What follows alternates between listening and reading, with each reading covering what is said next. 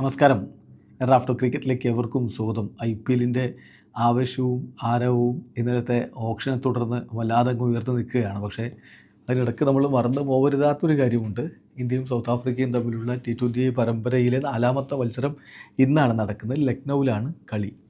അപ്പോൾ കഴിഞ്ഞ കളി നമുക്കറിയാമല്ലോ, ധരംശാലയിലാണ് ഗംഭീര വിജയം നമ്മുടെ ടീം സ്വന്തമാക്കി. 117 സൗത്ത് ആഫ്രിക്കയെ ഓൾ ഔട്ട് ആക്കുകയും വെറും 3 വിക്കറ്റ് നഷ്ടത്തിൽ നമ്മൾ വിജയലക്ഷ്യം മറികടക്കുകയും ചെയ്തു. പരമ്പര ഇപ്പോൾ 2-1 നമ്മുടെ ടീം മുന്നിലാണ്. അപ്പോൾ ഇന്ന് എന്താണ് ലക്നൗവിൽ നടക്കാൻ പോകുന്നത്? സഞ്ജു സാംസണിന് ഒരു അവസരം കിട്ടുമോ ഇന്നത്തെ പ്ലേയിങ് 11 എന്നൊക്കെ ആണ് മലയാളി ക്രിക്കറ്റ് പ്രേമികൾ പ്രത്യേകം ഉറ്റുനോക്കുന്നുണ്ടാവുക. പക്ഷേ വിജയിച്ച ടീം കോമ്പിനേഷനിൽ വലിയൊരു മാറ്റം നമുക്ക് പ്രതീക്ഷിക്കാൻ കഴിയില്ല എന്നതാണ് യാഥാർത്ഥ്യം. ബൂംറ കളിക്കുമോ എന്നുള്ളതാണ് ചോദ്യം. ഇന്നലെ ശിവൻ ദ്യൂബെ മാധ്യമങ്ങളോട് പറഞ്ഞത് അവൈലബിൾ ആണ്, അതായത് ബൂംറ അവൈലബിൾ ആണ് എന്നാണ്. പക്ഷേ 100% ഷുവർ അല്ല, കളിക്കുമോ എന്ന കാര്യത്തിൽ 100% ഷുവർ അല്ല എന്നുകൂടി വിവരമുണ്ട്. ഇപ്പോൾ കഴിഞ്ഞ കളിയിൽ അദ്ദേഹം പേഴ്സണൽ റീസൺ കാരണമാണ് കളിക്കാതിരുന്നത്. അതേസമയം അസുഖം ബാധിച്ചിട്ടുള്ള അക്സർ പട്ടേലിനെ സ്ക്വാഡിൽ നിന്ന് ഒഴിവാക്കിയിട്ടുമുണ്ട്.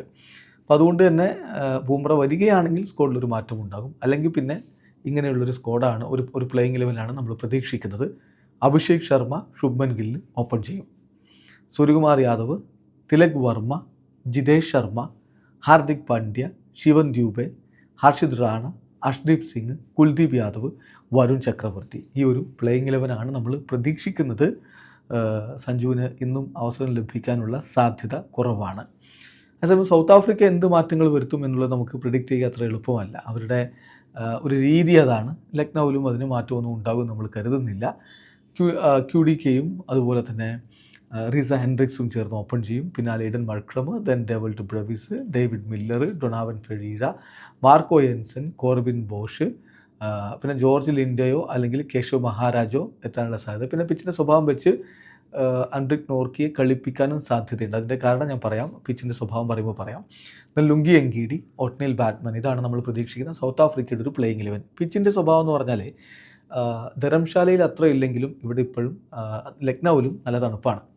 ടെമ്പറേച്ചർ ഒരു 10 ഡിഗ്രികളിൽ, അത് 15, 12 അങ്ങനെയൊക്കെ നിൽക്കാനുള്ളൊരു സാധ്യതയുമുണ്ട്. അപ്പോൾ അതുകൊണ്ട് തന്നെ സ്പിൻ ഫ്രണ്ട്ലി പിച്ച് ഉണ്ടാക്കുക എന്നുള്ളത് അത്ര എളുപ്പമുള്ള കാര്യമല്ല. സമ്മറിൽ IPL ഒരു പക്ഷേ വ്യത്യസ്തമായിട്ടുള്ള സ്വഭാവമൊക്കെ നമുക്ക് കാണാൻ പറ്റും.